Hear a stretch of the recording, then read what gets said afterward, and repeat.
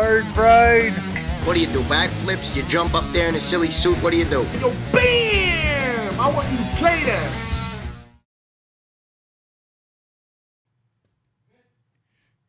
Hey, good afternoon, everybody. We are back. Fast Freddie here on the Fast Freddie Rocks Youngstown podcast. And I was off last week. I have a whole new schedule. Now that I'm back on the radio, I have a whole new schedule, and we're just getting back into the groove. So this is probably my first show in a couple of weeks, and I have a very special guest with me, my buddy Jack Wollitz. And Jack, great fisherman, and also an author now. And he has a new book out. It's called The Common Angler, and it's a little bit different than your normal fishing book. And also we're going to be talking about one of my favorite events to be a part of, and that's the United Way Bass Classic, brought to you by the Moransky Corporation and Aqua, Ohio. And that's coming up next week. So you want to start with that and jump into the book, or? Whatever you'd like to do, Fred. I'm ready to talk about whatever you want to talk about. Before we get that going, too, I do want to remind everybody, we do have Joe's safe right here. And inside this safe is $1,000 in cash that somebody could possibly win tonight. Can I win? No, you're on the show. Oh, darn. Now, you could go back next week and try again, or Joe has other shows all throughout the week. So this has been sitting here now for a while, since the beginning of May, almost a month. And it has a 3-digit code. And if you get the 3-digit code, you win $1,000 and a pair of AirPod Pros. Can't beat that. No. I mean, how much fun can we have in Youngstown, Ohio, right? Not, especially in downtown, without shooting anybody, without pulling out a gun. This is probably some of the most fun you'll have in downtown Youngstown. There you go. Legally. So we had a couple of clues on this. Okay, it's, what is it, Joe? 1 odd and 2 even? Or is it 2? Wait a minute here. We'll have to get Joe back on here. But there are a couple of clues. One is partners. It was on a clock, so that will help you out. Somebody gave the right numbers back in May, but not in the right order. And we have partners, and it's either 1 odd and 2 even. We'll wait until Joe comes back, and then we'll get that right. So anyways, let's get right down to business. Time to start talking fishing. Have you been out, first of all? Here comes Joe with the clues. Okay. Here comes Joe with the clues before we go. For 1 second. Go ahead. Okay. All right, so I goofed everything up. Yep, that's okay. All right, so the number was on the face of a clock. Yep. Partners, 1 even, 2 odd, and it's probably not got a 0 in it. And then the this week's clue is that in the month of May, the number was guessed, but in the improper order. So we are that close. We are that close to $1,000. So everybody, if you want to get in on this, you know the phone number, 330-595-1600. We'll be taking your calls throughout the evening. Once again, we got the number from a clock, a digital clock. So that gives you a hint right there. It's 1 even and 2 odds. There's probably not a 0 in there. And somebody had the right combination, but not in the right order. Somebody's going to have a heck of a weekend when they win that. Oh, I know. I hope it's somebody I know. There you go. Especially we've had some regulars calling in week after week, and I know who they are. So it would be nice if they won, because I'm sure that if, maybe they'll throw some steaks on the grill, or buy a nice bottle of wine, or a nice bottle of Gentleman Jack or something a little more expensive. And who are they going to call? They better. There's only one person. Hey, I'll have to bring them the money, right? They got to get the money one way or another. Hey, you have a lot of friends, right? And so maybe it'll be, I'm sorry you only won $968. Did you see that the other day on the news? I missed it. A woman went into a convenience store, bought a $30 lotto ticket. She was on her lunch break, scratched most of it off, didn't look like a winner. She throws it in the garbage can. The owner's son sees the ticket in the garbage can, picks it up, scratches it off, a $1 million winner. So who got the money? They called the woman out. Oh, good for They them. called the woman up and gave her the money back. There are good people, aren't there? Well, they said they debated, though. It wasn't just like, hey, you know what? This is the right thing to do. They did debate about it a little bit, and they finally figured that's the right thing to do. So they ended up getting $10,000 for their store for selling the ticket, and then the woman did fix them up with something. I'm sure she did. But how much is it? Yeah. That's the thing. Well, hey, here's $500. How generous are you going to be if you won $1 million? Probably if you won $1 million, where would what would generous be? It would have to be more than $100,000, I would imagine. Well, all of a sudden, too, you find you have a lot of friends you'd never even have seen in years and years. Oh, yeah. Yeah, so they come out of the woodwork, don't they? Well, you know what, though? When you stop and think about it, what do they probably walk away with? Maybe $500,000 by the time it's all said and done with the taxes and everything? Right. Yeah, you have to be careful. And can't get in over your head. yeah, you can't give the whole, maybe $50,000. If you want $1 million, I give you the ticket. So how much are you giving me? What do you think would be a fair price? Where are we going? $50,000? Does that sound good? Or Yeah, we could do that. okay, We could set it up. But right. I don't plan on winning, so don't count your money just yet. well, that's why I'm back to work. That was my whole retirement plan. And then when they come up with the new vaccination lotto, I thought I had a shot at that. But They didn't pull your name last night? nah, they didn't pull my name. So you got to enter by the 30th here to get back into the next drawing. Well, good luck to you. Yeah, thank you. But until then, I guess I'm back on the radio. I'm back at work and back in the groove. A lot of people were, Youngstown loves you being back in the groove. yeah, but I From was what I hear- enjoying. I was enjoying being a deadbeat, Jack. It was a lot of fun. I hear this on the news and you hear it on talk radio, and everybody's putting down deadbeats like it's a bad thing. Once you get into that groove, it's kind of like, what's wrong with this? There's nothing wrong with going fishing on Tuesday or Thursday, is it? Oh, You don't have to wait till Saturday and Sunday. Last year, even with the COVID, and that was the perfect social distancing, I had my best year of fishing ever last year. Last year was, and motorcycle riding. I put more miles on my bike, and I caught more fish last year than I did for as long as I could remember. And it was a blast, and now I'm back in the groove. Well, I sit there and look out the window with a long face, and fishing was a good thing to do. oh yeah. Fishing, golfing, riding bikes. Oh, yeah. I mean, that was perfect for the coronavirus. Oh, yeah. I actually have a chapter in my book, Coping with the Coronavirus. Yeah, let's get down to talking about the book. You ready? I can. Okay. Absolutely. All right, man. So let's start. The name of the book is The Common Angler. You want to hold it up and we can take a look at Yeah, it? there we go. I have to admit, I have not had a chance to read it yet, and we do have a copy. And There it is. There it is. Where's the camera? Right here. I always get confused on that, especially then if I if I'm There it looking is. here and my hair's a mess, or I want to adjust something, I'm like, okay, which way am I going? Where am I going there? So Nice picture, isn't it? you take some of the best pictures. Thank you. Your photo skills are amazing. You took one of me and my son Tyler, like riding off into the sunrise. It's in the book. Oh, is it really? It's in the book. Yeah. That was an awesome picture.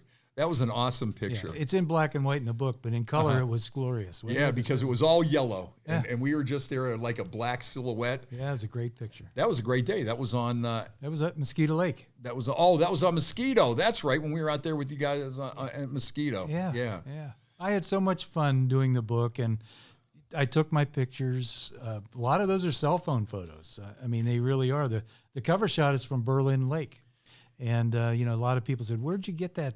They thought it was something that I paid to have access to, but no, it's actually a cell phone photo. Now, you've been in journalism, public relations, and that your entire life. Isn't it amazing to you at this point that you could have a book of photos and you take them with your camera, with a phone. With a phone. With a cell phone. Our Dick Tracy wristwatch, right? I mean, we can do everything with those. Because, what was it like in the newspapers back in the day? I mean, the cameraman had to be so sharp and so good, and then come back and go to the dark room and develop the pictures and everything. And I did all of that back when I started in newspapers in 1976. We shot, football and basketball and photos for feature stories and news events and what have you. And all the reporters carried cameras, and we had to learn how to develop in the darkroom, and shot black and white film, made our own prints. It was, I guess, well-rounded background that we all gained, I guess, writing our stories and taking our own pictures. So, yeah. And absolutely. then, of course, too, taking notes and even writing. When you look back on the days with a manual typewriter, people don't realize that. I think I would have went farther in journalism and in college, but I was such a terrible speller back in the day. I'm still a horrible speller. That's one of my biggest problems. I'm a terrible speller. But I think if I had like spell check and everything now, I would have went a lot farther because I was a slow typer and a bad speller. And so that's probably would push me a little more towards radio. But you had the gift of gab. Right. So I didn't have to worry about that. Why did I even have to worry about a typewriter? Why do I have to learn about spelling? Yeah, you don't spell what you say on air, do you? Right. No. No. But terrible grammar. But that's another thing. The first articles I wrote for magazines and for newspapers were on manual typewriters. And, we've come a long way, obviously. Now you have a laptop computer, everything's there, all your files, your notes, the artwork, the correspondence, the record keeping, the receipts, everything is right there in that little, whatever that is, 3-pound laptop. Spell checks, synonyms, whatever you need. Absolutely. It's crazy. Absolutely. It's nuts on how it went. And, Joe being the computer nut and the mad scientist that he is, there's probably going to get to a point where artificial intelligence could write just about anything that you want just by programming it in. Yeah, we got to be careful about AI. Oh, I know. Artificial intelligence. It can eat us.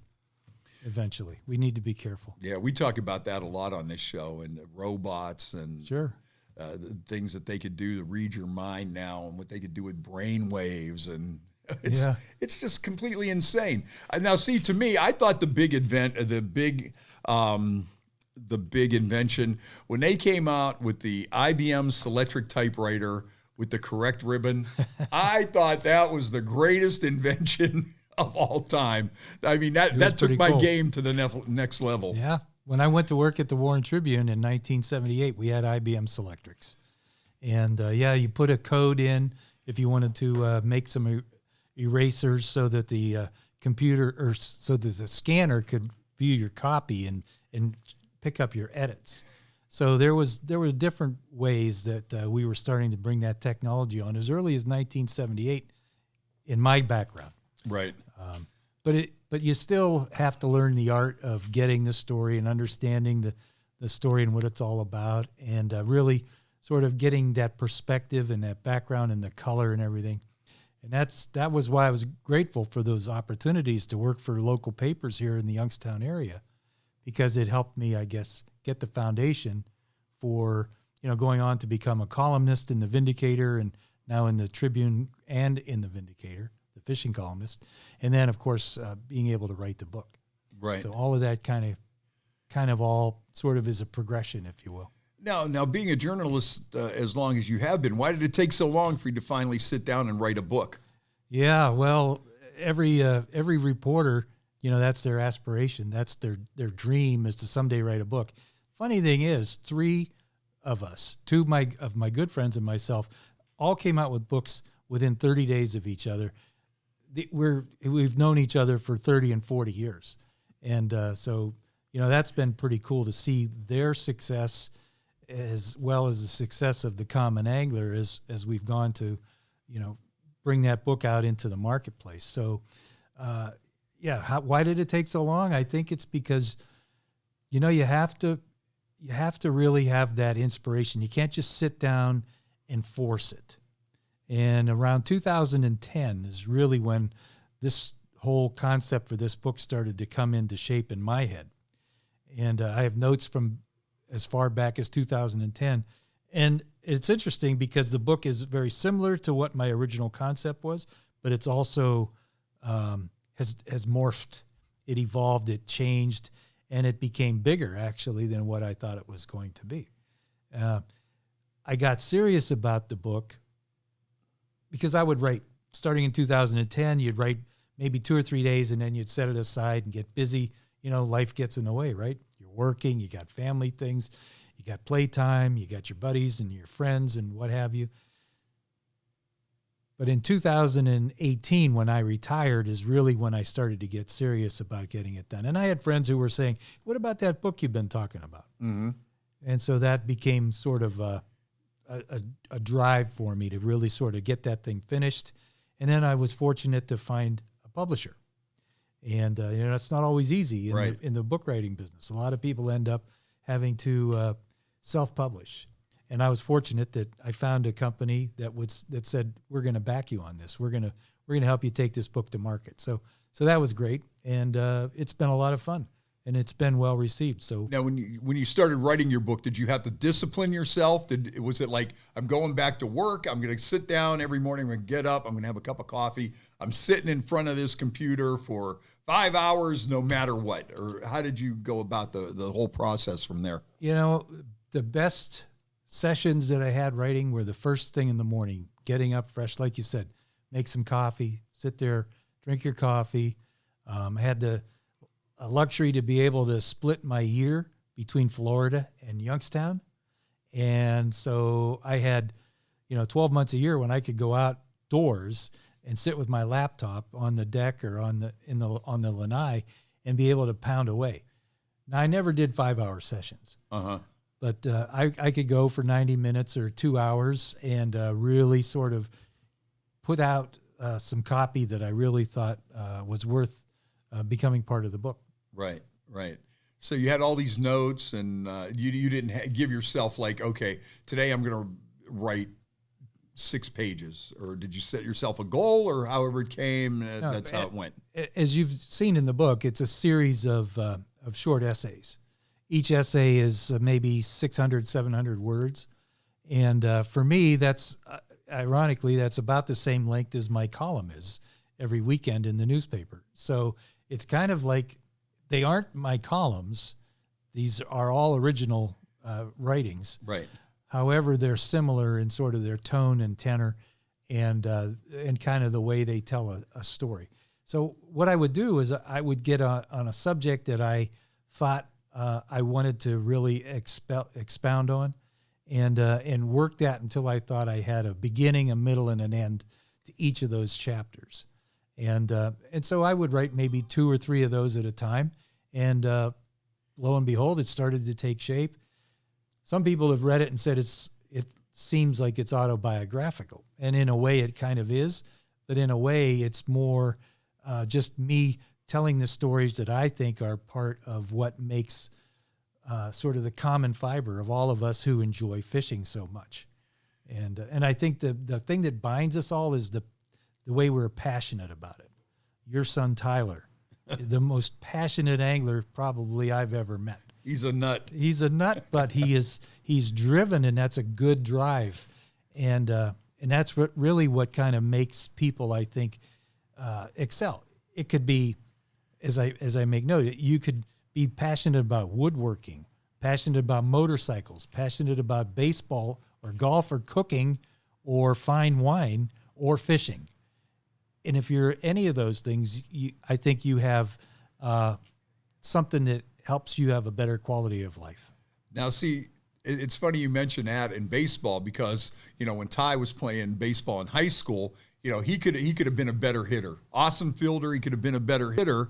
But instead of him wanting to go spending an extra hour in the batting cage, he wanted to go fishing. Yeah. And you know what though? But it paid off for him because, he's actually, won a couple of bucks here and there. And, it's something that he still uses every day. And he would always be like that. You want to go out to the batting cages? No. I got to go out here. I'm learning these knots and this and that. And so it worked out pretty good for him. It absolutely did. And you know who else it worked out good for? Sammy Capelli. Oh, yeah. You know Sammy, yes. Right? Sammy's a world-class walleye fisherman based right here in Youngstown, Ohio. And Sammy was a heck of a football player when he was at Cardinal Mooney High School. It's even one of the reasons he has that nickname, the Bull. Yeah. Because as Sammy says, when I hit you, you knew it. But Sammy ended up getting cut from the football team one time because he skipped practice because he went fishing instead. The bass are biting. They're on fire. Oh, it's a good day. The weather's Yeah. just right. And So that's and then- one. and That's then one off of the you go. chapters in the book. Oh, okay, yeah, because Sammy's a heck of a fisherman. There's a chapter about Sammy, and Uh-huh. that story, and that I think really kind of illustrates his drive. There's something about fishermen, just like there's a successful baseball player or a successful chef or a successful business person. There's something that elevates them. And for Sammy, it was his passion about the sport and his smarts to be able to learn the game. Good chapter about Sammy's success in walleye fishing in the book, The Common Angler. Yeah, I follow him on Facebook, and he's always out there, and he's traveling around, and he's catching fish, and he's won several boats and a lot of money, world champion or national champion. Absolutely. So we have a ton of good fishermen around here, don't we? I think so. I mean, I've fished all over the country, and I can tell you that on the competitive scene here in the Youngstown, Warren area, we have absolutely some of the premier fishermen like Joe Discerny Jr., who has done very, very well in the new National Professional Bass Fishing Trail, and Nick Provanizak from Howland, another extremely successful local fisherman who is the points leader for that National Professional Walleye or Bass Fishing Trail that just started in 2021. So yeah, I mean, those guys are cream of the crop in the whole country right now, and they're from right here in the Youngstown, Warren area. Now, being from this area, do you have an advantage as far as fishing goes, as say, opposed to somebody in Florida or other places where maybe the weather's always warm? We have the weather changes a lot more. Do we have an advantage, or are we at a disadvantage for people that fish in this area? Well, we certainly do have the seasonality. You know, you have 4 seasons here, obviously. Winter is kind of a downtime for people who like open water fishing for obvious reasons. But you have spring, and you have all of that opportunity to sort of adjust to springtime conditions, and then the transition to summer. And then you go through all of that, and the fish behavior changes. Then you have the transition from summer to fall. And again, fish change the way they go about their daily routines and how they feed. So you do have definite seasonal fluctuations. We also have a diversity of water. We have tough fisheries like the Ohio River and Berlin Reservoir. We have great fisheries like Mosquito and Lake Erie and Shenango Reservoir and Pymatuning. We have access to the Finger Lakes. They're only a few hours away. We have access to lakes up in Michigan, which have fabulous fishing up there, even though they don't play good football. Yeah. So we'll go there and take their fish and bring them back. There you Just go. don't let Woody see us sneaking over. There you go. But yeah, so I think that's all part of it. If you succeed in the Youngstown area, I think as a competitive fishing person, like in walleye or in bass fishing, I think you can succeed anywhere in the country. And we talk about the fishermen around here, and you're mentioning, some of the names that you did. I mean, you could go to like a local tournament, a regional tournament at any of these lakes on a Saturday or Sunday, or even during the week. And I'll tell you, you got some guys out there that know their stuff. Yeah. You have some great competition that's going on out there. Truly. And Tyler's dipping his toe in it. Your son Tyler is dipping his toe into it, and he's seeing that, boy, you do have to be on top of your game. It's, it's not unlike professional sports in other aspects. I mean, you have to be on the top of your game every minute that the game is being played. You let your guard down and you miss opportunities. You get a little lazy, you fritter away some time, and the field is lapping you in the meantime. So there's a chapter in The Common Angler about the whole psyche, the whole sort of psychological things that make competitive fishing so much a driven pursuit for anglers. Those who really want to sort of take their game to the next level, I think, do well if they try to compete. Fishermen compete anyway. Whether you say you like tournaments or whether you hate tournaments, you compete because you're measuring your success against other people you see on the lake. You want to brag about your catch when you get home, show your neighbors. Oh, just look at Facebook. Yeah, look, absolutely. So there is that competitive aspect, and I think it's deep in the roots of humanity. the most successful fisherman in a prehistoric village, if you will, was the one who fed the villagers the best. Sure. And so there was that competitive aspect. Yeah, that's pretty wild. So tell us a little bit more about the book. What are some of like your favorite stories without getting too far into it? What are some of the stories that you were like your personal favorites that you said, I got to get this in here, or man, you read that story over and you go, yeah, that's really a good one. Well, do you have a couple of favorites? Yeah, I do. As a matter of fact, one of them is the sort of the explanation of why we enjoy fishing at sunrise so much. That's kind of like it's a hallmark of fishing people, right? You want to be out there when the sun's coming up. The fishing is good at sunrise. All the things that sort of make it a really sort of, just pleasurable experience for people. So I write about fishing at sunrise and what sort of makes that so important to us. I also write about fishing at dark. The world takes on a whole new perspective when you start in the daylight and you transition into dark, and then you see the sun come up the next morning. So an all-night fishing trip. It's a 180 degree reverse view of what life is typically like for us. So now when you're talking about this book, being not like your average fishing book, these are the things that we're talking about here. And we're not talking about, okay, you need this kind of lure to go over here, or you want to fish here. Right. It's more of the, I don't know what word I'm looking for. I need my spell check. Yeah, it's what word am I looking for? Synonym. Yeah, Synonym.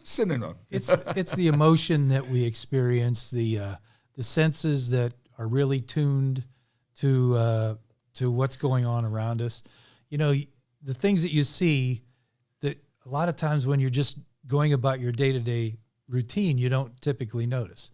Do you notice, turkeys walking along the shore of a lake? Or do you notice deer? I've seen deer swimming across a lake or a river. I mean, just right in the middle, there it is, a deer. You see eagles in the air. You see the diving birds and different kinds of animals, foxes and minks and things like that. Whatever. Scampering around on the shoreline and in the meadows around the lake. Those are things that you don't see if you don't have your eyes wide open. And when you're really out there fishing and experiencing nature, I think your eyes are wide open and your ears are tuned, and you smell better, you see better, you hear better, I think, when you're really sort of dialed in. And so that's one of the things I explore in the book.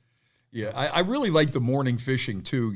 I can't wait to read that chapter, because that's one of the things that I really like. And I know when we're talking about, the United Way Bass Classic, I think some of the best pictures, like that one you took of me and Tyler, you take them there in the morning because that sun's coming up and you got the different colors. You might have some mist on the water or a little fog. And then as the day progresses, it's, and you're a part of that. You're on the water, you're feeling that, you're feeling all these changes, and it's, something that just takes you to another level. Absolutely. And one of the things that I wanted to set out to accomplish when I decided I was going to write the book as a book and not just as an exercise for myself was I wanted to get it to the point where people who don't know anything about fishing can pick this thing up, read a few pages, and say, oh, that's what that's all about. And I've had numerous people the book's been out now, in people's hands now for more than a month. Mm-hmm. Lots of people have read it. I've had reviewers comment, and people who aren't fishermen, not fishing people, have told me that they really love the book because it opened their eyes to something that they never really quite understood. What is it that makes a person want to, either sit on a bank with a bobber and a worm, or go out on a boat, or do all these things? I mean, I've been seasick out there. I've been sunburned out there. I've had to have surgeries because I spend a lot of time out there. I've fallen in off the boat out there. It's not always easy, but it always is fun. And so that's really one of the things that I set out to try to accomplish. And people who've read it have said, boy, now I get it. That was a pretty good angle to take on that too, is something a little different to make it so that everybody could read this book and then go, oh, I get it, instead of like, I'm sure you could have wrote any kind of technical book on equipment and what to use on this day and that day and in these weather conditions in the water and the whole 9 yards. But, in a way, that's kind of a limited audience when you think about it, because you have to be a diehard fisherman. But here, and this might even make somebody never picked up a pole pick up a pole, even later in life, I hope. I hope. And, along the way, as I've become sort of involved in learning more about people who fish and why they fish and what have you, I've come to learn that a lot of people who we maybe would never have guessed are avid fishermen. Stephen King, the novelist. His hobby is fishing. Yeah, Jimmy Buffett, he's another one. Jimmy Buffett, Tom Colicchio. Tom Colicchio would rather be out off Long Island casting for striped bass than working in a kitchen, I think. And so many pro athletes too. I mean, look at how many people, our buddy Denny Malloy, when he would do some different things here and there, or even on the United Way Bass Classic. We have had a lot of Joe Thomas, for one, right off the bat. Joe Thomas. I mean, when Joe Thomas was drafted, him and his dad were out fishing for walleyes when the call came through. Absolutely. And one of the chapters actually in The Common Angler, I had an opportunity to spend a lot of time with Wade Boggs, one of the all-time great baseball hitters. And he and I talked at length for hours about the comparison of hitting a fastball or a curveball and fishing at a very, very high level, casting for bass. He said the pro anglers that he's been with are every bit as impressive as the professional baseball pitchers and batters that he had to play against, because they are representative of the pinnacle of athleticism and determination and just sheer talent. And so it's kind of interesting to have a Hall of Fame baseball player's perspective on bass fishing, for instance. It's funny you should mention Wade Boggs. I was just talking about him this week. Zach Plesac broke his thumb in like a fluke accident in the locker room here the other day. And I started looking up some of the other fluke accidents. There's a lot of fluke accidents in baseball where people have been hurt. And one of them was Wade Boggs hurt himself. He was taking off a pair of cowboy boots and he pulled a back muscle or something. He had a serious injury by taking off a pair of cowboy boots. Yeah. It's funny that you would mention him. Or there are a couple other ones on there. Sammy Sosa one time sneezed so hard that he had back spasms, threw something out in his back. And Milton Bradley, you remember Milton Bradley. He played for the Tribe. Yeah, kind of a hothead, goofball. He tore an ACL, when his teammates were trying to hold him back from going after an umpire. There's a whole list of different, just crazy things that baseball players have twisted and turned. But it's funny that you should mention Wade Boggs, because I was just talking about him the other day. And of course, when he played down in Tampa, I think he hit his 3,000th home run or something down there. They gave him a Ranger bass boat. Did they really? Yeah. Oh man. Yeah, absolutely. That was his retirement gift. Oh, how sweet is that? When he was retired, they gave him a Ranger bass boat. How about some other famous people that are fishermen that you might be surprised about? Well, the list goes on and on. I mean, Rachel Maddow, for instance. Really? Yeah, she is an avid angler. Tom Brokaw, of course. Jim Belushi. And Michael Keaton played Batman. Mm-hmm. Very, very avid fisherman. And, it's good because you get to see, I guess, a perspective or a side of people that you don't often get to understand. Jack Nicklaus, one of the all-time great golfers.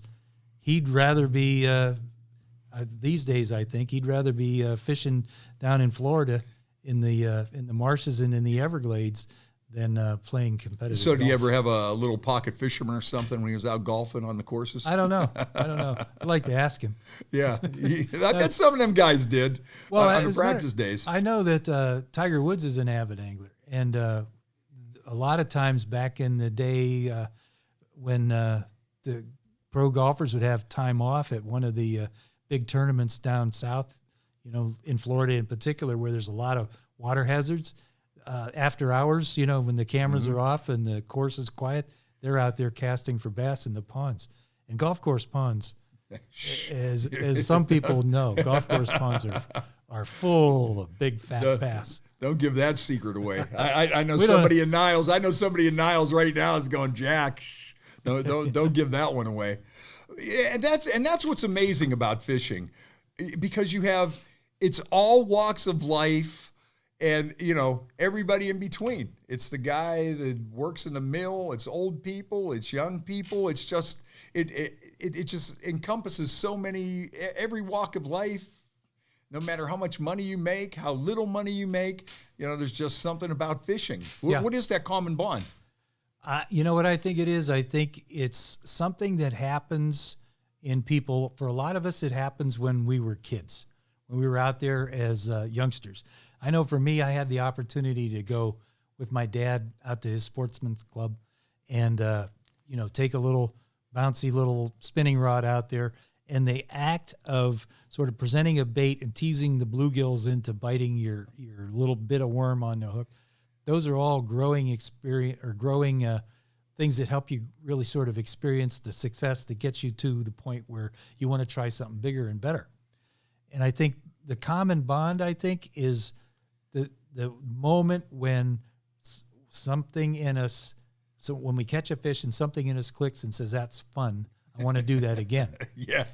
And for some people, it's contemplative. For some people, fishing is not going out in a fast boat and competing against hundreds of other people. It's being completely by yourself on a mountain stream, throwing a tiny little fly on a creek that's no wider than your driveway, okay, to catch a brook trout or whatever, and it's you all by yourself. For other people, it's the camaraderie, being with your friends, your family, spending some quality time. For others, it's just the success of being able to catch yet another fish. One of the things about fishing that I think is so interesting to me is that no matter how successful you have been, you cannot wait for the next success. You may have caught 30 fish, but the biggest thing on your mind is catching number 31. Oh, yeah. And if you catch 60 fish, you want to catch 70. Yeah. It just goes that way. It is. It's an experience that until you've had it sort of settle into your soul, it's hard to really sort of describe exactly how impactful it is. And that's what I think the common anglers set out to try to achieve. And that's one thing I like to always talk about whenever we're talking about fishing. If you're taking kids fishing, you got to take them somewhere where they can catch fish. You have to take them where they could catch even the smallest little bluegills, because I see it happen sometimes. I'll be out on the lake where the kids are running around bored because the old man is like focused on catching a fish. But if you want the kids to keep going and get into it, you got to find somewhere where they could catch fish and get into that action, because if you don't, they'll never want to go again. Absolutely. And the thing about it is, you're exactly right. The kids don't care if they catch a 5-pound bass. No. They're just as thrilled with a 2-inch bluegill. Oh, yeah. And that's the thrill. And boy, is there anything more engaging, I think, than a little kid giggling at a first fish or yet another fish. Trying to touch it and watching it flip around. Just the awe, the experience of doing that and experiencing it. And then saying, hey, Dad, or hey, Mom, let's do that again. Yeah. And that's the thing too, you got to take the kids out there, and it's a good thing for the family. some people just sit around the house and the kids are playing video games and whatever, and that's not the way to go. And once you get these kids out there and they start catching fish and they start having some fun, they're not going to want to play those video games. Like you were talking earlier, I remember one day we were out on, must have been Conneaut Creek, and there was a crawfish taking off with a little turtle. And things like that, and, kids see that kind of stuff, and all of a sudden it's like, oh, it's okay. Yeah. You can't see that kind of stuff sitting at home watching video games. No, you can't. That's absolutely for sure. And, every time you go, you learn something when you're out there. That's one of the other things I think that really makes fishing sort of endlessly interesting. No 2 days are ever the same. No two bodies of water are the same. No two experiences ever really totally match up and compare. Every time you go out, you learn something about reading the water, gauging what's going on with the sky and the wind, and how you adjust your locations. You don't just memorize, I caught a fish over here, let's go try that. I caught a fish over there, let's go over there. You have to know why you caught a fish over here and why that fish over there responded the way it did.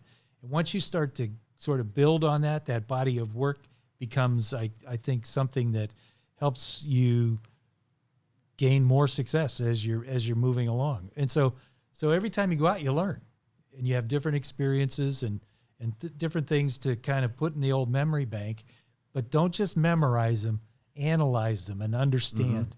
Mm-hmm. That's the biggest thing I think that separates sort of the Wade Boggses of fishing versus just Joe Average, who's out there and stops at the bait shop, doesn't know if he's going to buy worms or minnows, but he's going to go fishing one way or the other. So, being able to analyze and learn and understand what's going on is so important. And that's how you catch fish every time you go out then, once you start being able to adapt to the different situations. So I take it your dad started you on fishing. When you were young, where did you like to go? Where were some of your first places that you would fish? Well, one of the first places I remember going fishing, my dad loved to go out to quarries and go plinking, with a 22 and just shoot stuff. And he liked to do that, but I was always more interested in the fishing. So I would go to the quarries, and while he was shooting cans and tree stumps and what have you, I would dabble around with a little spinning rod and catch bluegills. As kids, though, sort of one of the neighborhood activities was to drive our bikes down to Yellow Creek in Poland, and in the Poland woods there, and catch whatever was biting. And it was usually chubs and suckers. Right. Oh, my gosh. There's a chapter in my book called Chubs and Suckers, because that's sort of the foundation. That's the roots for so many of us common anglers, is that childhood experience. It's July, the weather's hot. You go dig a couple worms out of your parents' garden. You go down to the creek, wade barefoot, pick the leeches off when you're done. Yeah, right. And but you learned how to read the water. Where was that little seam where the biggest chubs would be laying? And those were the kind of experiences that really are the foundation, I think, for so many of us. Yeah, see, I started in Mill Creek Park at Lake Newport. That was the first place that I caught a really big bluegill under the falls. I can still remember it like it was yesterday. I can't remember what I got to do on my way home. Get a gallon of milk or whatever. But boy, I'll tell you, I could still picture that day as clear as a bell.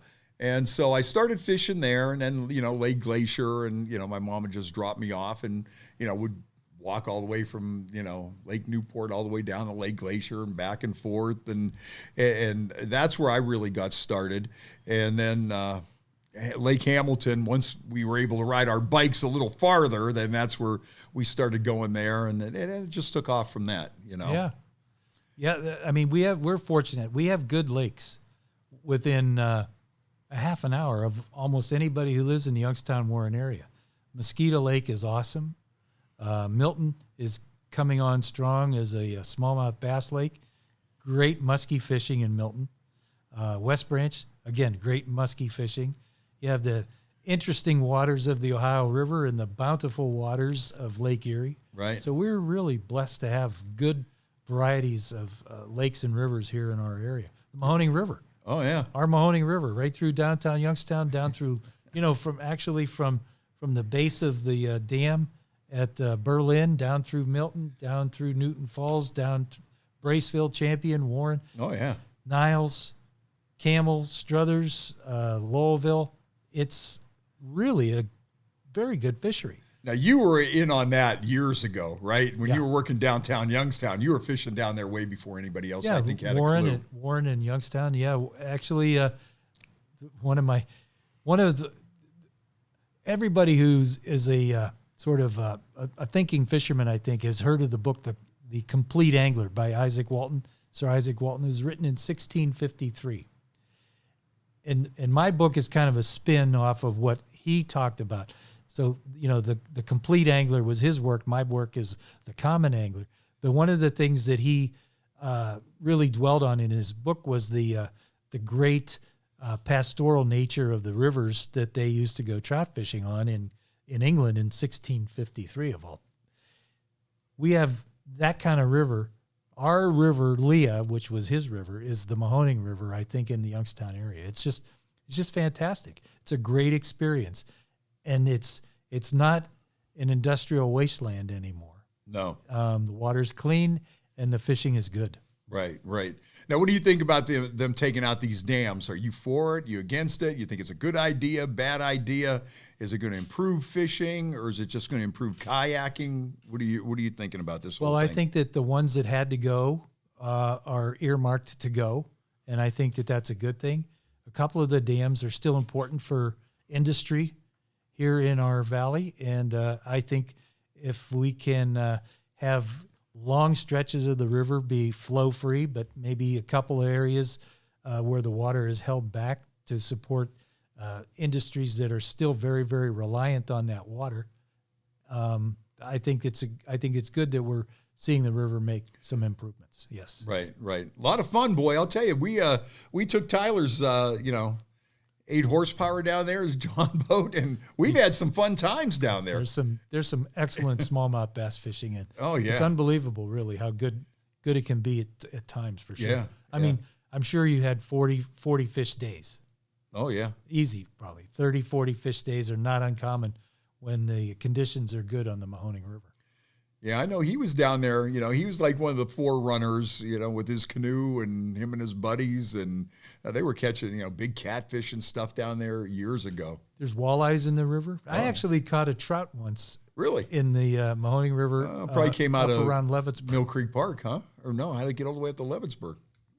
I have no idea. Uh-huh. Somebody said that there was a fishing game club upstream that maybe some fish got released. Okay. But there it was. It was in the summertime, and we caught a rainbow trout. So what about some of the other stories in the book? What are some of the other things that we delve into, like the nature aspect and? Well, yeah, there's a lot of things about the things that I find pleasurable with regard to sort of the natural aspects of being outdoors on the water. I also write about some of the people who I call super anglers here in our area. John Breedlove from Girard is a super steelhead fisherman who's really, a slow day for John is 10 or 15 steelhead on Conneaut Creek.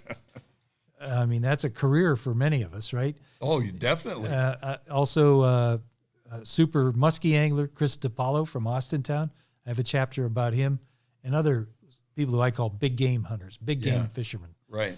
There's a chapter about Sammy Capelli and what makes him sort of driven as a world-class walleye fisherman. I write about other kinds of different personalities. Harry Emmerling, the fella from East Liverpool who's made it sort of his life mission now to help bring students, high school students, even junior high school students into the world of angling. He's made a lot of really great fishermen out of many kids here, and from Boardman all the way to the Ohio River and on into Pennsylvania and down into West Virginia. I mean, that's just a super mission that he's on. I write about some of the things that are not so pleasant about fishing. I've had to have 2 surgeries because I was such an avid angler. Actually wore out joints that needed to be replaced surgically. I've fallen off my boat. I've gotten seasick. And so it's not all just about the fun things, but it's about the things that really sort of help, I think, put our whole sport in perspective. Right. Now, you mentioned some of these younger people that are getting into it, too. It's really amazing, and I'm really impressed, when you look at guys like Tyler and his buddy Nathan, and a lot of these younger guys now, and they're having bass clubs at like YSU and in these schools and stuff. I think that's really cool that it's finally coming around to that where, before, either you had to go fishing with your dad or a neighbor, or if you didn't have anybody, you were kind of left out unless you kind of taught yourself, Right.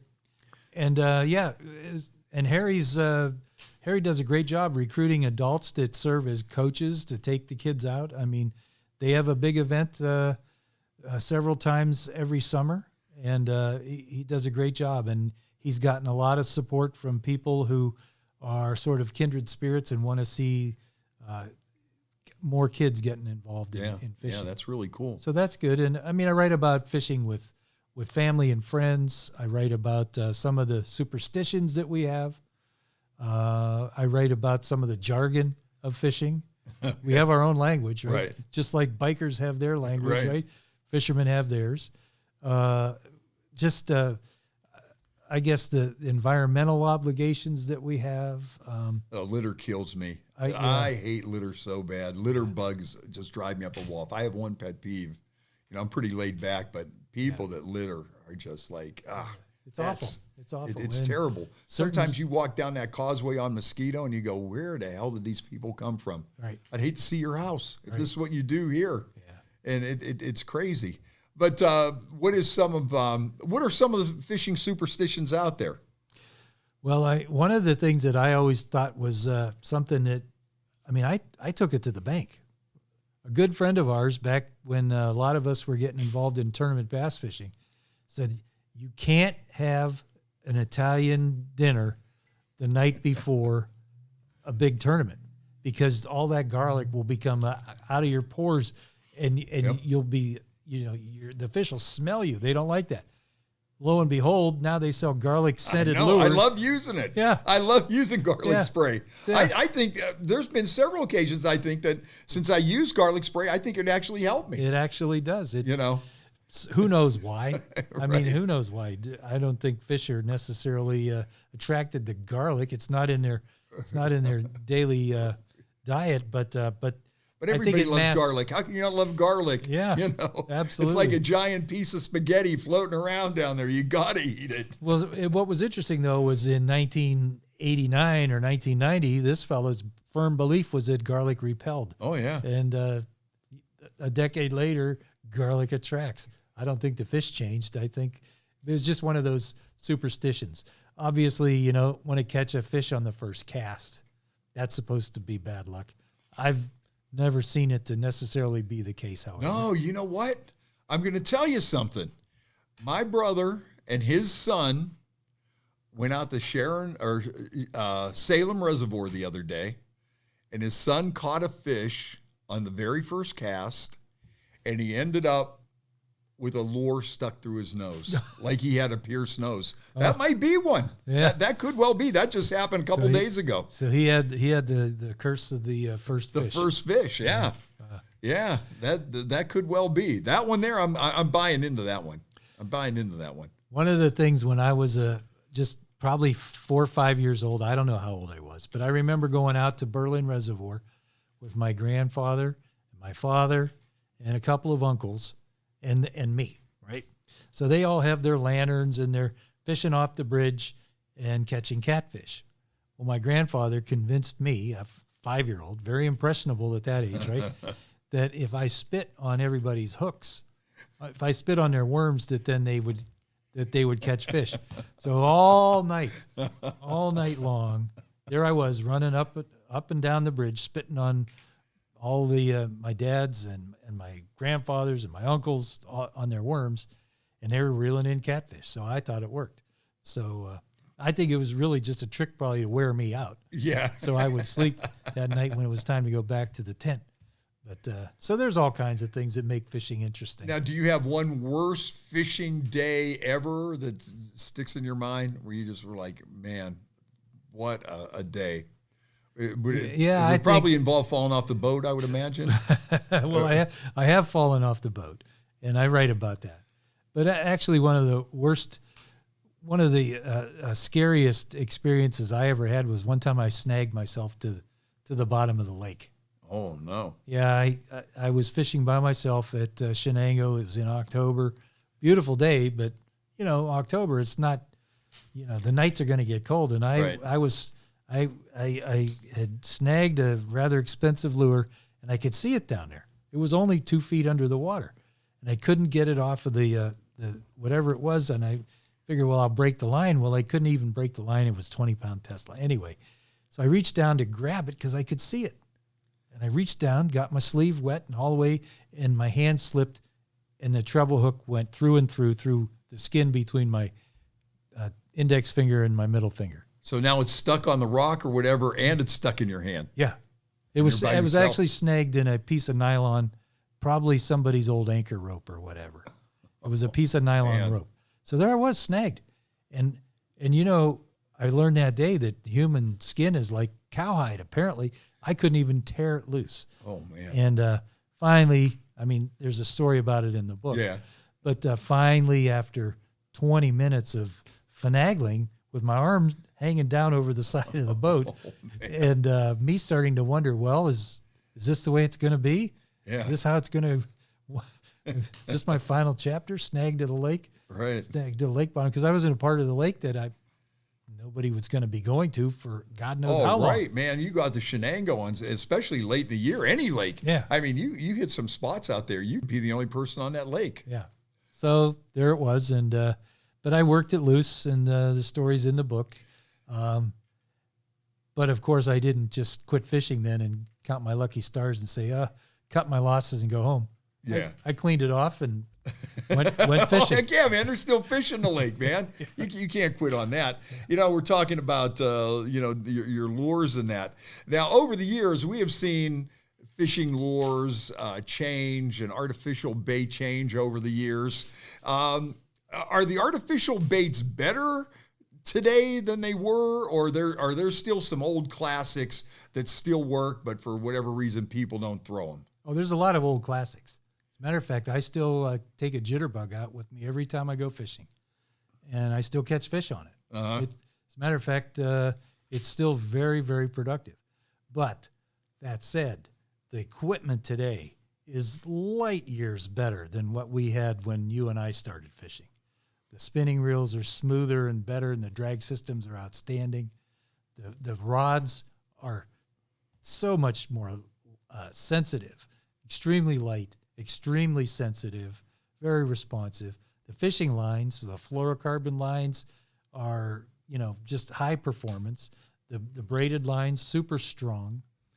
Bait casting reels, so smooth you don't even have to be an educated caster to be able to whip those out and avoid bird's nest.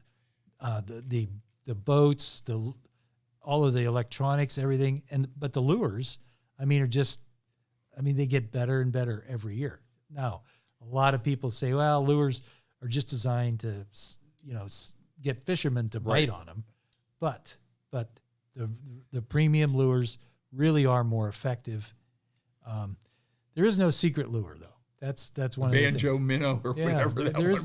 No, was that the banjo minnow that Bill Dance or somebody was selling? Roland Martin, yeah, Bill Martin. Roland Martin. Yeah, he was. But so a lot of the lures are better today. They really just are. Not putting them out there now. When you first started, fishing and getting really serious, did you ever think that you would see places like the Bass Pro Shop, when you used to go to a hardware store or a bait shop at the lake, and that was the only place that you could find this stuff. I know. And did you ever think you would see like a super mega store just jammed full of any kind of hook and line and it's amazing, plastic, isn't it? It's amazing. Whatever. It's amazing. And, Bass Pro Shops and Cabela's and Fisherman Central over in Akron and at Port Clinton and Fin Feather Fur. I mean, these are stores that when we were growing up, I mean, if we had something like that, I would have spent every dime that I had probably in those stores. No kidding. But, I mean, it's just awesome. The availability of the equipment like that. It's just, I mean, it's just phenomenal. I mean, the fishing is a huge industry. It's worth like $60 billion a year. I mean, it's not just a little, something to sneeze at. Right. There's a lot of people have, made a lot of money selling stuff to fishermen. The good thing is too, that it is, I guess, sort of represents, I guess, the amount of interest that people have. As there's more people fishing, there's more opportunities for retailers, I think, to get product in people's hands. Now, do you think some of the modern electronics out there for finding fish, do you think it's creating an unfair advantage, or? You know who the advantage is? To the young people. I think. Fishermen like you and myself, we grew up sort of learning to read just basic sonar. The young people grew up learning how to play video games. And a lot of the sonar technology these days is displayed on screens that are like video games.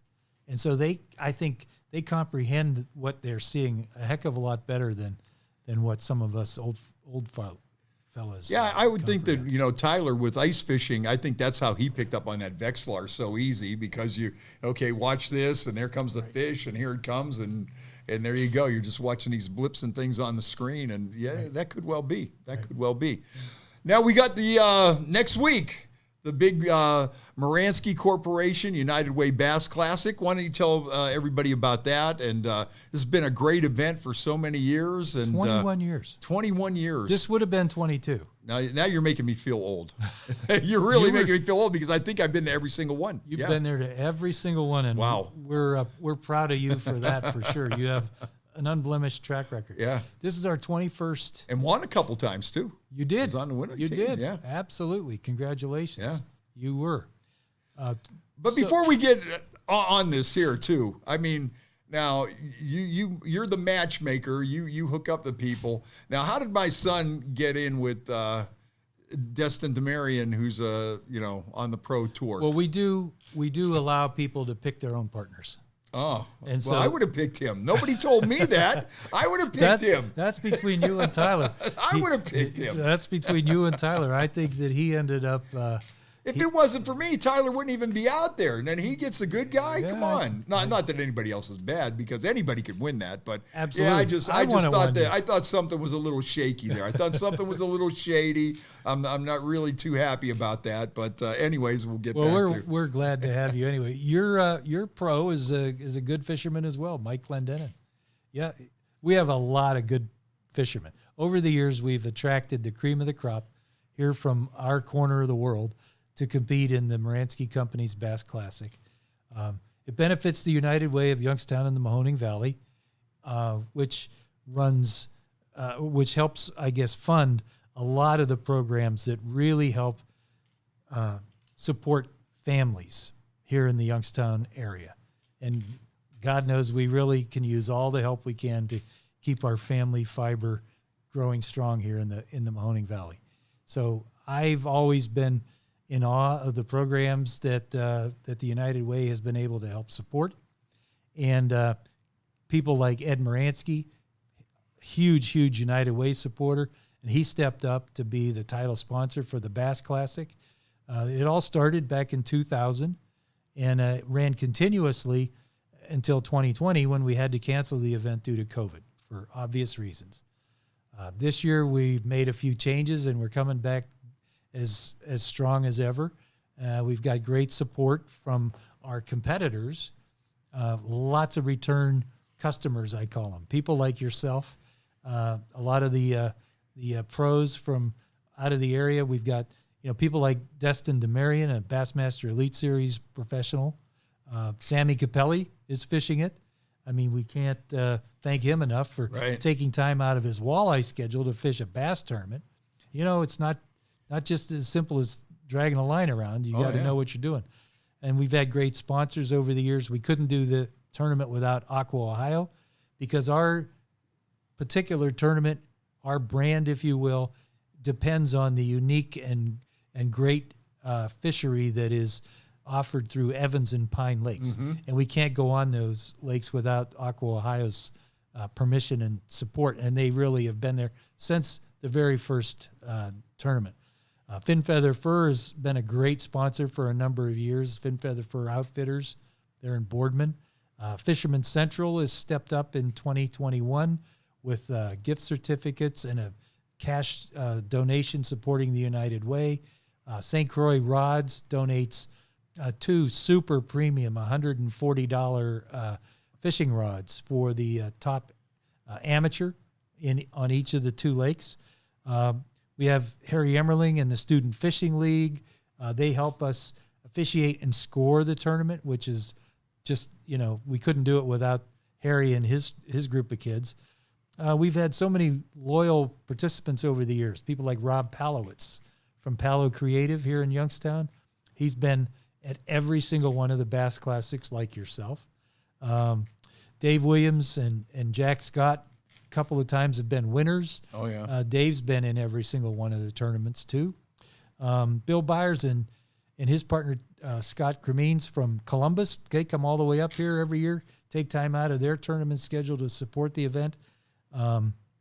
It's just awesome. A number of our competitors have been there every year. It's just super.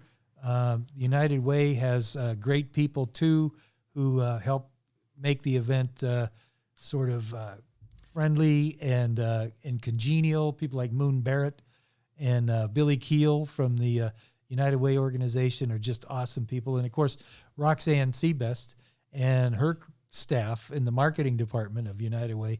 And of course, Bob Hannon, the president of the United Way.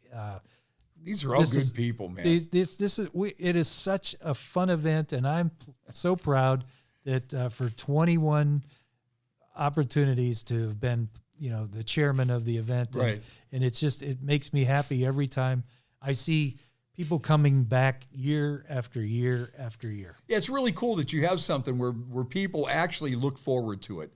People look forward to this every year. Yeah, it's like something they mark their calendars and, man, we got to be there. Yeah, for a number of people, it's the first thing they check off on their calendar. When's the United Way tournament? Yep. And it is June 5th. It's at Evans and Pine Lakes. Due to the policies of the United Way, we're not going to have a big sort of public aspect to it. But in years past, we've had a number of people come out to watch the weigh-ins. Fishing derbies for the kids and all kinds of things like that. Yeah. It's been great, man. It's been great. Well, Jack, tell them about your book one more time, where they can get it. And I'll see you out there I may come out and do a little fishing this weekend. Yeah, we have the lake open for practice on Saturday at Evans and Sunday at Pine. Right. The Common Angler is the name of my book. It's published by Fayetteville Mafia Press. It's available at retailers like Fisherman Central in Akron, Barnes & Noble, and Amazon. It is, if you order from the publisher's website, actually, FayettevilleMafiaPress.com, which Fayetteville is spelled like the city of Fayetteville, FayettevilleMafiaPress.com, you get a signed copy. So, and sales have been brisk. We've had great publicity, articles in the, reviews in the Toledo Blade, the Pittsburgh Post-Gazette, the Akron Beacon Journal, the Vindicator and Tribune are coming out with a story. Bassmaster Magazine's doing a little Fast piece. Freddie Rocks Youngstown podcast. What about that one? Fast Freddie Rocks Youngstown podcast. Man, I mean, And that's so it is a great Father's Day gift. sure is. I've had a number of people who told me that they're buying a copy for their father or their father-in-law or what have you. So I'm pretty happy with the way it's come out. Sales have been brisk, and the reception has been very gratifying. Sounds good. Well, Jack, thanks for stopping by. And Thank you, Fred. me and Joe are going to finish up the show, try to give away this money. Now you can run home and try to call in. Now you're good to go. You can be out in the parking lot there on your cell phone. You could be in the back room. I appreciate But anyways, time. I just want to thank you for even getting me involved in the United Way. And just, it's been a blast helping out all these years. And hopefully we'll do some kind of shot on Facebook here and, at the radio station for at least on their page or web page or something. And, Appreciate it. and give it another little hit coming up here because I do want to promote the book too because, it's just. It's a fun book. Yep. It's a fun book. It's a fun read. Yep. It's easy. You can read it in 5-minute bursts and still get a lot out of it. Sounds good. Jack, once again, thanks for everything. Jack Wollitz, ladies and gentlemen. Just Google his name. That's all you got to do. The Common Angler, you'll find it out there. And I'll see you this weekend and next weekend for sure on Pine and Evans for the United Way Bass Classic. Excellent. All right, man. Thanks for stopping by. What do you think there, Joe? Hey, we got to get Joe to fishing that next year. There you go. We got to get him out there. You guys got to teach me, though. I was a causeway fisherman where I would dunk it and sit back and just relax. So I need some skill. You know what, though? That's the one thing for me fishing there all these years is you really do learn a lot. And I think one of the things, and I tell Jack about this all the time, is you actually build confidence on using lures and techniques that you've never tried before. Because sometimes you're thinking, okay, how does this work? Or if I got a piece of plastic on there, you mean to tell me a fish is going to bite? If I don't have a worm or a minnow on there, I'm still going to catch a fish. And then as it went on, and you just get more confidence, and then you really do learn a lot. So I think Youngstown Computer should be in there next year. Let's do it. I'll be there. Yep. All right. Thanks, Jack. Good to see you. We'll see you this weekend. All right, man. That guy could catch some fish right there. Let me tell you. Jack is all right. So, it's going to be a lot of fun. Oh, man. Maybe we'll have to shoot a little video for this weekend. I'll be videographer. Since I'm a shitty fisherman, I'll be the videographer. Oh, yeah. There we go. All right, man. Yeah, Jack is a great guy, reporter for many years, PR guy. Advertising guy, and I think you'll like his book, and you can follow him. He does that weekly column in the Vindicator and the Trib, and Sweet. He's been doing that for years. Oh, hey, well, you know what? I forgot. We got the copy of the Fish and Field Report there with me and my son with a couple of nice bass there, a couple of nice smallmouth up on Lake Erie. He won that tournament that day, 6-pounder. I finished third. I had 5.5, so I was almost in the money. Nice. Hey, speaking of money. Yeah, we got some callers. We gotta get down to business here. Let's see. How do I turn this on? Side? Top? Yep. Side. Got it? Yeah, there we go. So what's been going on, man? You know what? I haven't had a chance to see it yet, but everybody is talking about you messing with these scammers. That's the talk of the town, man. Oh, it's good stuff. So it's called scam baiting. And so what I do is I try to mess with the scammers. The whole goal is just to waste their time so that they're not on the phone with your grandma or someone you care about. It's been a blast. It really has. Yeah, everybody's been talking about it. I've had more people, and unfortunately, I've been so busy since I started my new job over at Y103. It's still kind of funny me saying that. It's taken a while for me to get used to saying that. I walk out or something, and some days I go, am I on Y103? Where am I, Grandma? Yeah. Wait a minute. Did I just say I'm on Y103? Yeah. Okay. Yeah, I guess I am. I walk into this place, and I'm like, okay, I'm at Y103. What the hell? You'll get used to it. It'll grow on you. It's been a big learning curve, though, because everything is completely new. Everything is completely different. Every computer system is completely different. And you know how it goes. Oh, yeah. When you're starting out on a new system or whatever, you miss one keystroke, you go to the wrong file, you have one number too many. You know, it's just really. The first couple of weeks were really frustrating. I'm finally kind of getting into some sort of groove, but everything was completely different. And now my schedule is just all goofy. And then, then with bike nights starting back up, and that's been crazy. So I really want to get back to the podcast, and we'll get back into the groove. You know, Leanne and Rama want to come on. Sammy, and he's got some more blues guys that want to come on, and it's going to be man on the street time too. We gotta do man on the street. Yeah. We got MLO Bros are going to be joining us. Yeah, that's going to be off the hook because those guys are just crazy. Oh, yeah. Those guys are lunatics. They don't care. And I can't wait to do some stuff with them. You know, when we did that draft party, we had a blast. Yeah. We really did. And I was like, I fit right in with those guys. They fit in with me. And it was like, oh, okay, we definitely at some point got to get something going there. Yeah. We'll take some calls? Yeah, let's take some calls, man. Hey, what do we got in here? We got $1,000 and the AirPod Pros, but now you're not even thinking about that. You don't really care about the AirPod Pros anyway. Yeah. Hey, that's Freddie. If I win, I'll give those to you. Okay. Anyways, you've been following this now for a month. Yes. You know we have the money in here. All as you have to do is come up with the 3-digit code. And here's the deal. We got the winning number from a clock, a digital clock, okay? So that tells you something right there. It's 1 even and 2 odd numbers, okay? 1 even 2 odd. And partners, okay? Yes. So that tells you something. And there's probably no zero. Probably no zero. Right.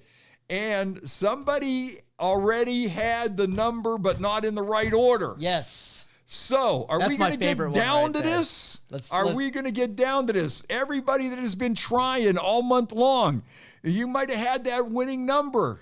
You might have, We're this close. All right, man, let's get down to it. You want to get in on this, you give us a call, 330-595-1600, 330-595-1600. Fast Freddie and Joe here at the Youngstown studio in downtown Youngstown. Let's get down to it, man. All right, caller, are you there? Hello? I am. How are you? Good. How are you? Great. I originally had a comment because I really am so happy that you guys had Jack on, because this is just amazing. I'm real happy that you covered fishing, because it's one of those sports that you guys can take your kids out to. It doesn't cost an arm and a leg. You can't take your kid to do hockey anymore. No. All these sports that cost tons and tons of money. I mean, all you need is some worms, some wire, and a pole. Yep. And once you get them on some of them little blue deals, it's just so much fun. And if once they get hooked on it, they always say kids get hooked on fishing, and once they do, they like being outside. And then if they catch some fish, I mean, my son's the perfect example of that, because he is taking it to the next level, and he just has a blast. It's just something that he has gravitated to and is just like, addicted. All right. I'm looking forward to checking out Common Angler, and I'm gonna tonight on Amazon, because he said it's on Amazon. I got credits on there, so why not? Heck yeah. And I think one of the main things if you want to call it a sport, it teaches kids is patience. Yes. All these kids with their nuts, and they got to have things at that second, and they have to do this and that. It's all instant. The patience aspect is what I think we need to infect into more kids nowadays. I remember I took 2 of my niece and my nephew when they were little, and they were really like kind of hyper and stuff. And then when one of them caught a fish and the other one didn't, all hell broke loose. I don't know. It was like World War III. And then the one, he was all tangled up in the line and everything. And it was like, oh, boy. Yeah, I think in some cases the parents need more patience than the kid. Need more patience than the kid. That's true. All right. Hey, you got a 3-digit number for this?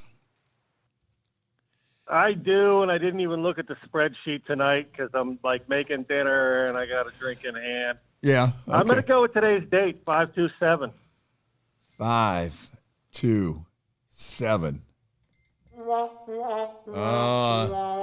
there, man. Sorry about that.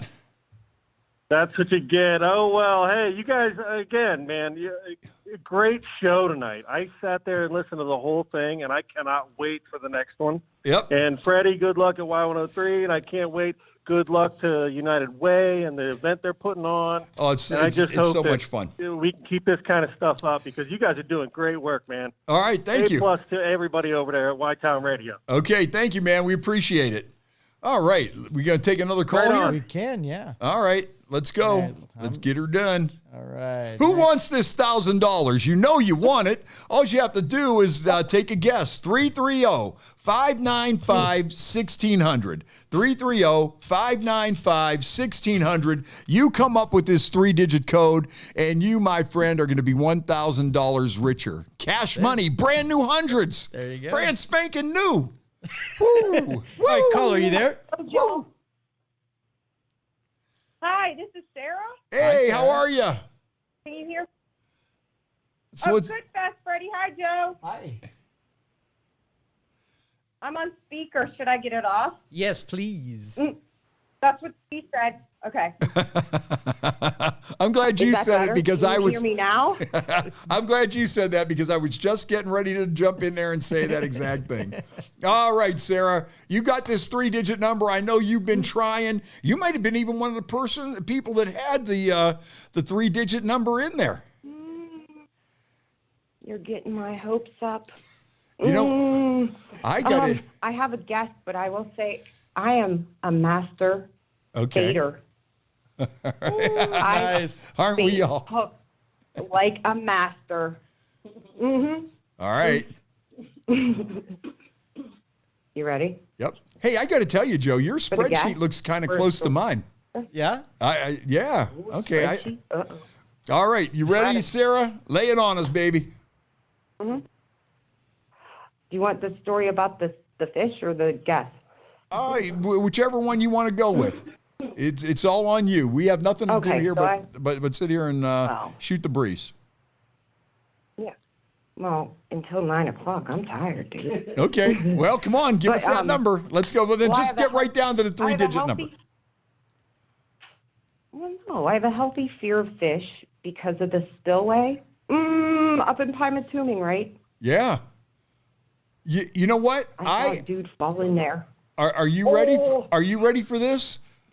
We actually put a guy in a bread suit in the carp pond at Pymatuming.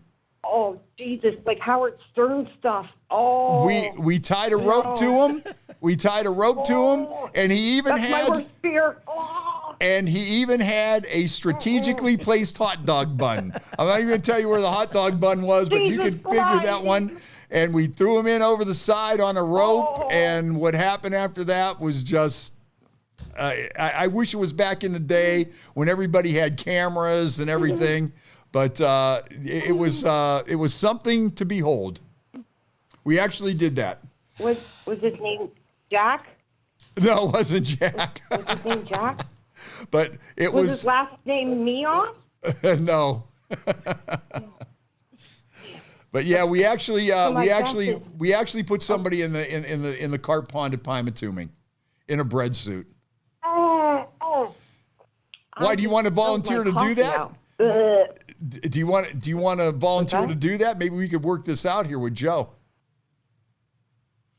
For $1,000, yeah, I'm in. Now you might like it. You might be paying us $1,000 to use the bread suit. You might enjoy it so much that you might want to just pay us. You would get infamy, instant infamy.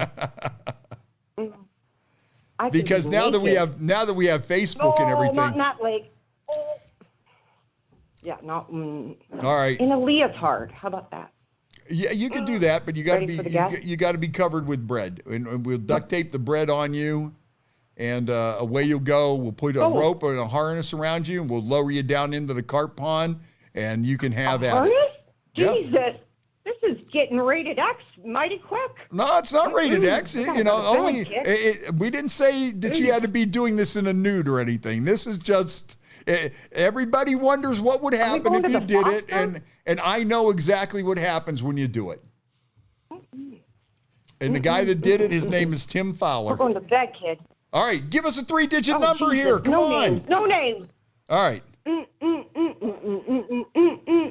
Studio 54. My guess is All right. 1, 5, 4. Come on. Big bucks, no whammies. Come on, God. $1,000. Now we get to throw you. Better like that. Now we get to throw you into the carp pond. If you don't get it right, that's the punishment. We throw you into the carp pond like Fear Factor. That's how we're going to do this now. I'll see you at Pine Lake, though. All right, sounds good. I'll see you out there. Pine Lake work. All right, Sarah, you have a good one. Let's take another call here.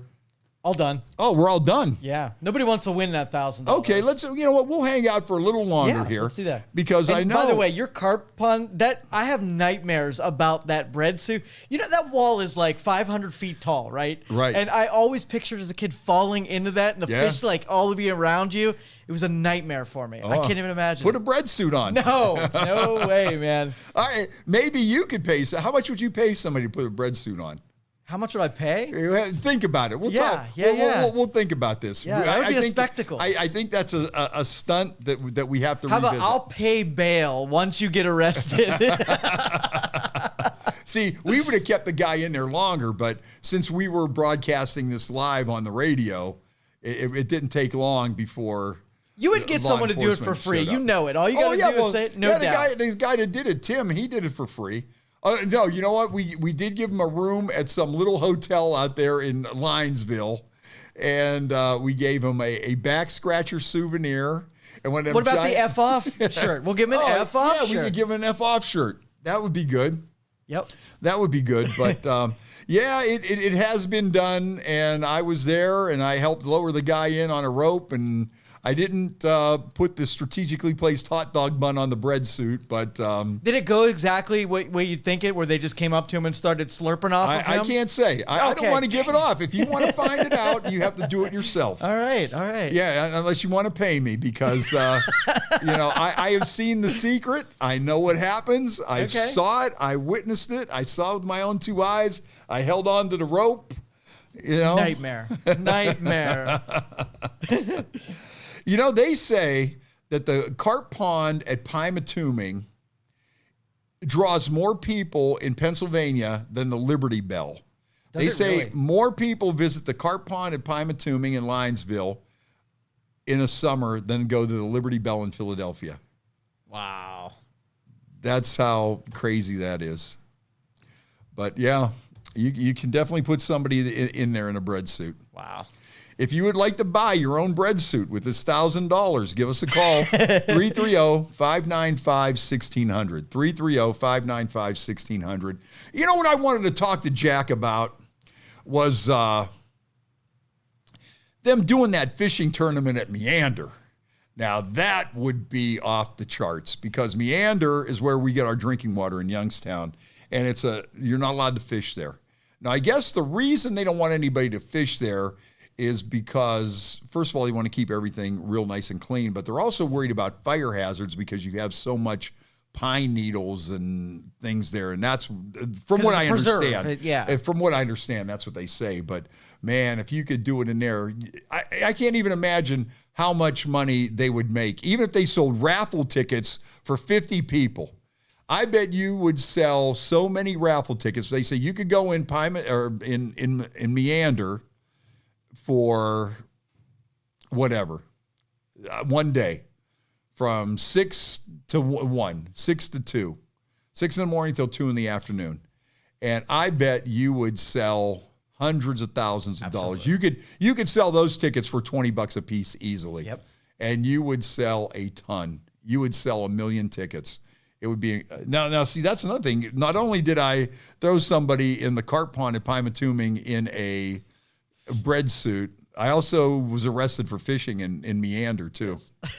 Now this goes back to when when the MVSD that runs the whole thing, they had a couple of guys in there at the time that were corrupt and they were crooks, believe it or not. Now, I know in the Youngstown area that this kind of behavior is a little shocking to most people. But when they busted these guys, I think one of the things they got was like some kind of VIP Frank Sinatra treatment at the Richfield Coliseum. Right. And they had all kinds of other stuff going. So the whole premise was, all right, since you guys are working for us, and that technically is our lake, if you're going to Frank Sinatra on us under the table, I'm coming out there and I'm taking some fish. There you go. How do you like me now? Absolutely. Even Steven. So we go out there and we start fishing and we start catching fish on every cast. And it was like you didn't even need, all you had to do, I was putting a piece of a styrofoam cup on a hook and just dropping it in there, and we're catching white bass left and right. So now we got this fish fry going on over at the Ice House parking lot. Now, the people at the MVSD knew what was going on because we wanted to do it as a publicity stunt. We wanted to get arrested, and nobody there would arrest us. And they were like, we're not getting involved in your stupid little game, Ooh, just checkmate. Yeah, just go away. We're not giving you a ticket. We want nothing to do with this. Just go ahead. Sooner or later, you're going to have to leave, and we're not playing with you. We don't want to be involved in this. We don't want to be on the radio. We want nothing to do with this. So, we're fishing all day, and now we're like, yeah, come on, just arrest us, just arrest me and get it over with. I mean, we're not getting involved in this.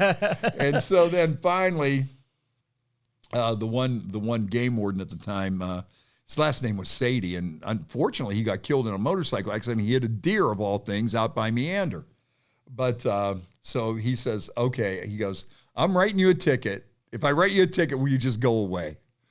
And I said, okay, I'll because we wanted to go to court and have our fun day there. So we go to the court, so he finally writes us a ticket, and he goes, I don't care what you plead. He goes, I'm not going to show up.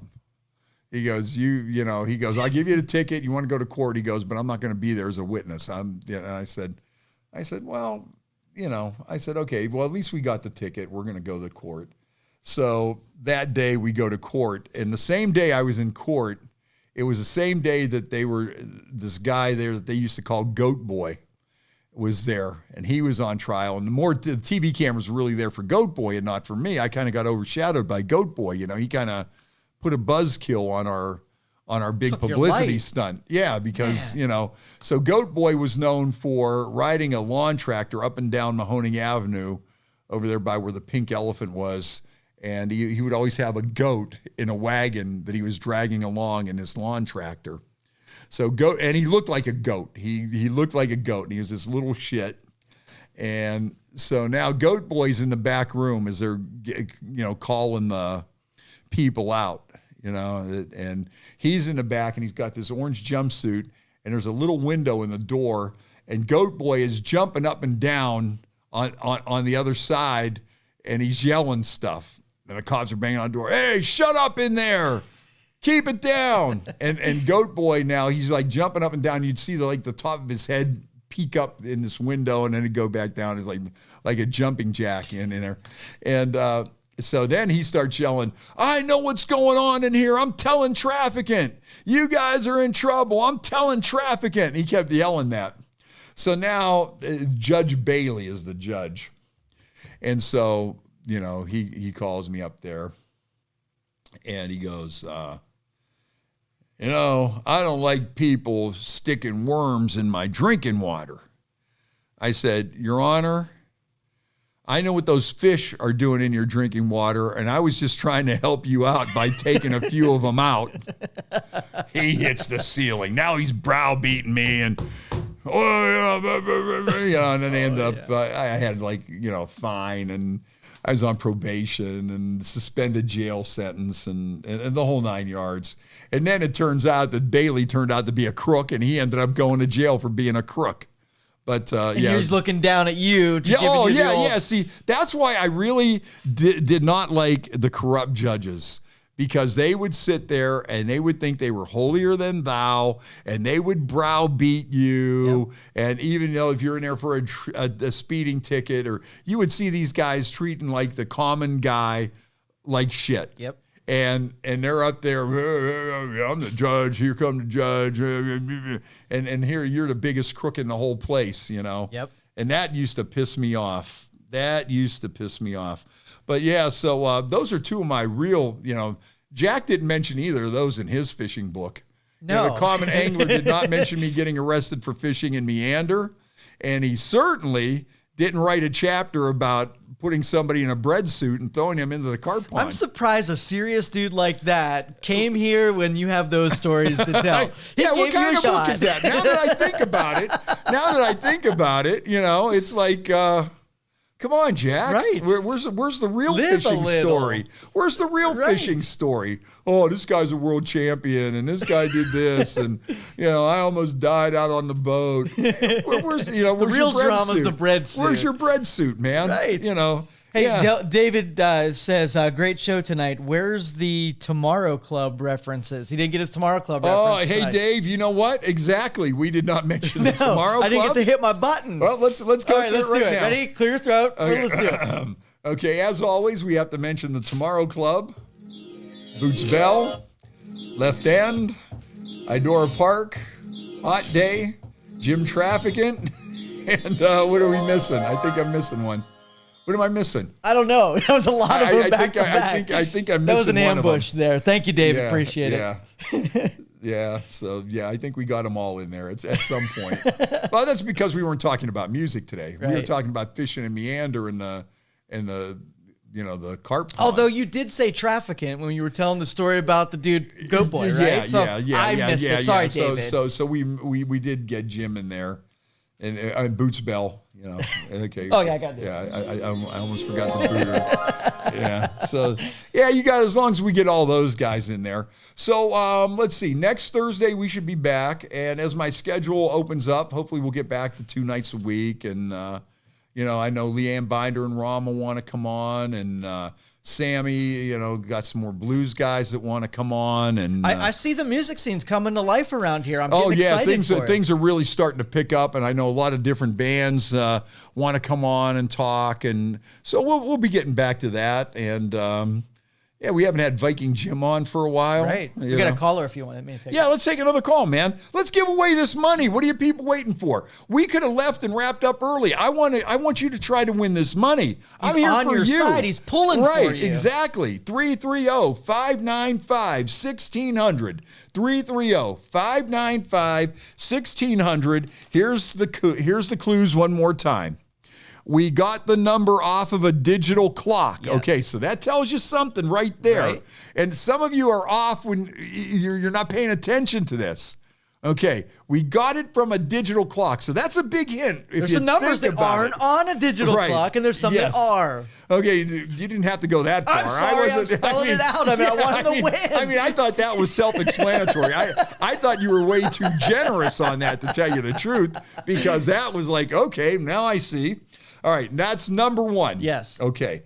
Number two, 1 even and 2 odds. Yes. It might not be a 0. Right. Because we're not really sure if a 0 is an odd or an even. Right. So you're on your own on that one with the 0. Partners. Yes. Partners. And somebody had the 3 digits, but they didn't have them in the right order. Yep. So somebody's knocking on the safe door right here. Too. All right, we got another caller here? Yeah, go ahead. Caller, you there? Yes, Jeff Buzzard, how you doing? Hey, how you doing, Jeff? What's going on, my man? I'm trying to get this money, man. Okay. Come on, win it. The thing of the partners thing gets me, but I'm thinking how many sexual partners the average person has is 7.2 in their lifetime, right? So I'm figuring what, 721? Want to try that? 7, 2, 1. Not there, Jeff. Bye. Thanks for trying. All right, man. You have a good one. Take care, man. Yeah, Jeff fellow South Sider right there, Wilson High grad, mighty Redmen. I don't know if we're allowed to even mention the Redmen anymore. I don't know. Maybe that's too much for politically correct society. You know, I still have like some, you know, Redmen apparel and stuff that. Some Redmen chewing tobacco. Yeah. Yeah. Can't do that. You know what gets me though about that? If you drive on 90 and you get to the Seneca reservation, they have a giant Indian. They got like a giant 75-foot paper mache Indian chief waving, and it almost looks like he's giving a Nazi sign because it isn't really quite like way up, and it's kind of like half up. It's like, okay, you guys are bitching about all this other stuff. What about the chief waving you in to buy the smokes and duty free, you know? Yep. And the fire water. So I don't know. Can I give you a gripe here? Like, and this is kind of like fringe stuff, but it just irritates me. Yeah. So, City of Girard, okay, not a big fan of what they me do. either. Okay. So they go on social media, and there was a rash of car break-ins. A rash. A rash. Yeah. And so they said to the community, help us out, help us do our police job and finding the crooks that whatever. And the first thing that occurred to me, like, now you want to reach out to the community after you fleeced them for the last 2 years for all that speed camera money, and now you want their help doing your job? Right. It rubbed me a little wrong. I can see why. Yeah. Yeah. You know, are you going to give me a break on my ticket? No. You're going to back off on the traffic cam? No. Give me a little get out of jail free card if I give you some information about these break-ins. Yeah. So anyway, I'm sorry. That is a good one. I might have to bitch about that on the radio tomorrow. Okay. Yeah. Yeah. So now you want us to do your job. Now you want to be our friend, huh? Yeah. Need us now, huh? Yeah. Yeah. Isn't that what you get paid to do, Dick Tracy? I don't want to get too carried away. I got to drive through Girard an all awful the time, lot. right? You'll put on that blacklist and you'll be toast. Yeah. Where do they sit now? Are they up over on You know Salt what? Springs? I haven't been getting a lot of calls. You know, the main one that I've been getting still is that guy in Liberty that's on 11 between Tibbetswick and 82. I mean, a guy lives there. Yeah. You know what, though? It's almost to the point, I want to announce it on the air, but it's kind of like, just to, you know, even things up, so I like to announce it. But it's to the point now where if you drive that road every day and you don't realize that he's up there, then... You know, what are we supposed to do? Yeah, he's really not hiding. You could see his little scrawny head up there. And peeking up over the top. And, you know, he's still trying to peek up. And sometimes you could see his car parked over there. But that, and it's like people that get a ticket for speeding in Poland. I was in Poland the other day. And sure enough, they got that pickup truck. And they got that other cruiser. And they're right there, right in the heart of town. Right on 170 and 224. And they live there, yes, okay? Now, if you don't know at this point in time in your life not to speed in Poland and don't go through a red light if it's going to change, I don't know what to tell you. I don't know what to tell you. That's right. You know, it's almost like, you know, you hate to see people get tickets, but it's to the point now where, like, okay, I know that I'm going to be watching extra closely when I'm coming through here because they're going to be sitting right there. They're going to be there. Right. Yeah, it's like and that guy on that bridge. He's there isn't a whole lot going on in Poland, so they're going to be there. Right. Exactly. They're not going to be busy on shooting and, you know, the fights in downtown and this and that and the other thing. They don't have a whole lot to do. Right. And they sit there and they wait for you. Yep. And their trucks are fancy, and they need to make those payments. Right, right. Well, I guess some of these police departments now, from what I heard, I don't know if this is true or not, they're using the pickups now because I think there was a shortage of SUVs or whatever. I don't know. I don't know. But that's what I heard. That's why some of them switched over to the pickup truck because that's what was available. Plus, they're sneaky. I'll tell you, Niles got one that, boy... You got to watch. Some of these graphics now that they have on these police cars and police vehicles, you know, you don't even know. But then when you see it, you're like, oh, yeah, you know. Yeah, the low-profile lights. It doesn't have, like, the spinnies on top. It's just that real low thing. Yeah, they're getting tricky. Yes, they are. But like I say, there are certain places out there now, you know, 11, you know, you just know. Right. you usually just even say to yourself, "Oh, I bet that prick's up there today." Yeah, and if you're driving past there, if you flip them off, they'll flip you off back. It's a cool little game. You don't usually get the flip off cops, but this is one he coming after you, right? So, you know what I was thinking about doing when it was really at the peak, and I should have did this, and if it ever comes back again, I'm going to find somebody. I'll suggest this to somebody to do. I wanted to get like a mask, like a wrestler, and wear like a red, white, and blue shirt. And I wanted to be the pissed off patriot. And I wanted to piss in milk jugs and then throw them by where they usually park. ooh, nice. You know? Yeah. And just to like, okay. Make it miserable. If you're going to be there, here's where they are. And then just piss in a milk jug and throw it out there. Or even piss in a milk jug for 2 or 3 days and then get on there and taunt them on like Facebook, like as the pissed off patriot. Yeah. You know, maybe with the voice altering thing. Yeah, I got one back there. Yeah. We could totally. Oh yeah. You know, you have a red, white, and blue mask on, and Yeah. Why are we saying this public? Let's American flag on. Probably not smart. And just get on there and go, yeah, this is the pissed off patriot. I am urging everybody to piss in a jug and throw it on the spot where those guys park their car. Yep. If they want to sit there, let them sit there surrounded by piss jugs. And that's I wanted to do the pissed off patriot. I still might. But now I gave it away. The cat's out of the bag. Yeah. That's but it's just our right friends. there. Our friends won't tell on us. Right. But I was really thinking about going with that one, man. The pissed off patriot, and just riding by there and just toss one out the window. But the thing that worries me is, they got a lot of cameras on 680, that monitor. So at some point they're probably going to see you. Yeah.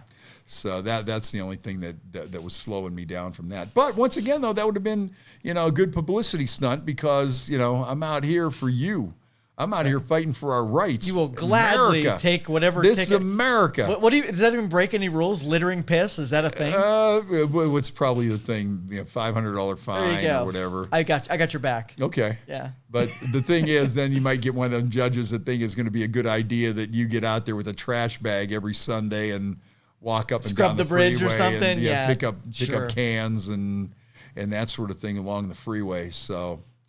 That's what's going on. Well, what do you think? We about ready to wrap this up? We can do that. Another day that just flew by, and like I say, I've been a little off my game here, and slowly but surely everything's getting into a new groove, and I'm surprised the big adjustment for everything.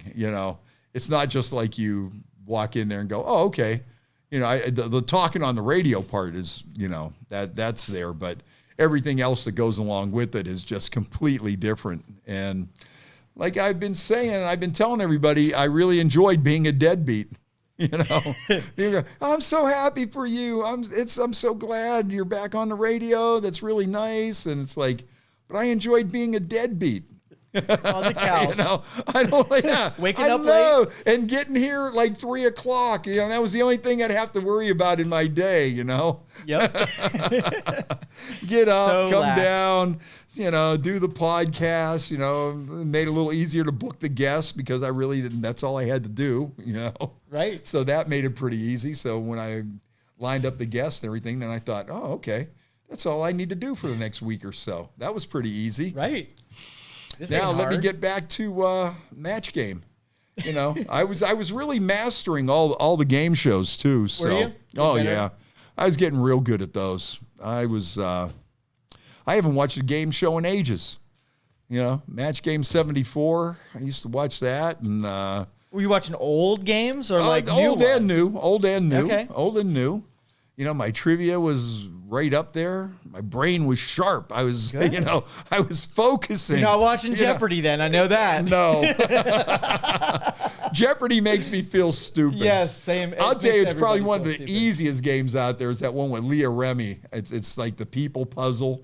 It is so easy. It's just ridiculous. It's almost too easy, But Masterminds, that's a pretty tough one. The Chase with the Beast, that guy is smart. That guy is smart. Not too many people beat him. Right. Although every once in a while he does get his ass kicked. Every once in a while, but not often. It's amazing on how these guys know so much of that. And the one guy that's on the panel for Masterminds, he's that one guy that was the winningest Jeopardy guy of all times. The Jennings guy? Yeah, Jennings. Yeah. So, yeah, it was nice though, man. It was like I was able to focus my mind by watching game shows in my underwear, laying on the couch, day drinking. My day drinking is shot. That. My day drinking is completely gone. There's no more day Sympathy drinking. to you, man. You know, Sympathy. I'm glad people realize that. The sacrifice that I'm making by being on the radio, you know, look at all that I've given up. You're a hero. Fishing, laying on the couch. Game shows. Day drinking. Where's my 2:00 margarita? telling you. I would come here and drink here. I know. We'd make drinks right here. We would sit here and I'd bring a bottle and we would sit here in the middle of the afternoon and drink at 3:00. And, you know. You were once a role model. I really was. I really was. And now I'm a shell of what I used to be. You're just corporate. Yep. Sorry, I'm just a puppet for the man. I've turned into a puppet for the man. I've completely sold out. What can I say? You know, but I guess things like that happen. I'll go with I bought in. I didn't sell out. You know, there's a difference. But yeah, that's I hope everybody appreciates me being on the radio for the sacrifice that I'm making for doing that, especially the day drinking. You know, that was a big one. Plus, I get up early in the morning now. That's another early? thing. What's early? For me? Well, it's probably not early for you. 6. Okay, that's early. That's early for me. Yeah, that's decent. You know, and yeah, I do that now. And so you got late nights some days, and you got early mornings? No, you know what though? The thing now is with the late nights, I'm usually done by like 10, and then I'm done. Okay. I get, you know, all my stuff is done early in the day, and then it's all done, and then this way, you know, it's not like, you know, before I was in that bad groove of where I would go back, you know, after the gig and then do my work. I was in that was a bad situation there. Now I'm, you know, I get that done and I'm out of there. Well, yeah, now I'm drinking Perrier. Yeah. Is that new for you? I don't remember you doing Perrier. You a Perrier guy? Remember when that guy used to get, well, I used to drink the Pellegrino too. Oh, yeah. You know, but yeah, man, remember when that guy used to be on there drinking and didn't do anything, and now he's a sellout corporate dude, guy. Boy, that's corporate guy that drinks water. Yeah, fancy water, Perrier. He's drinking Perrier now. Where's that bottle of Jack? Where's all the characters? Where's Jaybird and Viking Jim and all these lunatics? Where did they go? He probably doesn't even hang around with them anymore. Probably doesn't even associate with them. Nope. You Brings know? priests in here for guests. Yeah. Yep. No doubt. All right, Joe. Well, listen, man, thanks for having me by. Slowly but surely, we are getting back into the groove, and you know, I think we're going to have a good summer. You know, the restrictions keep going away, and people getting vaccinated, and cases are going down, and I'm just looking forward to a big summer. Lots of fun. Just being the puppet for the man. There you go. There you go. Slave away, buddy. Yeah, there you go. Hey, cheers, Perrier, everybody. Yeah, that cool, refreshing drink. Hey, guys, it's Peace Joe out. Danier. I wanted to thank Joe Fignano from Dirty Joe's Bin Cleaning Service for bringing some sponsorship dollars to Youngstown Studio. We met Joe last year. We saw a Facebook commercial that ran, and basically they take dirty, disgusting trash cans and they sanitize them and make them brand new looking again. And I'm not necessarily a hypochondriac, but I do worry about things that are gross and germ-laden and just not clean.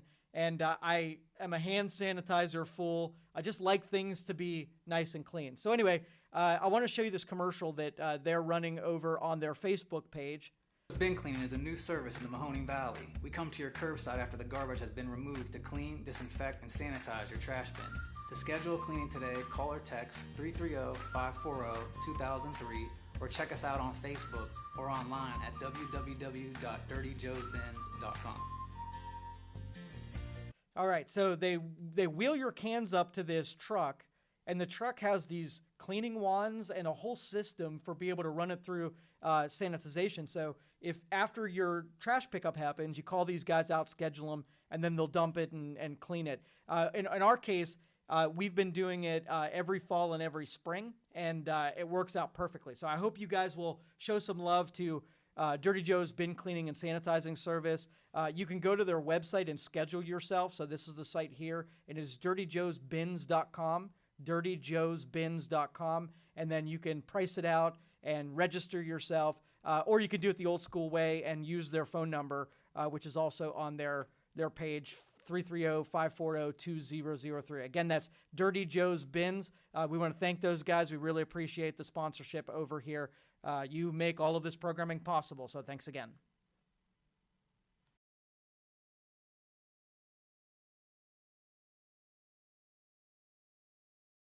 Thank you for listening to this show on Youngstown Studio.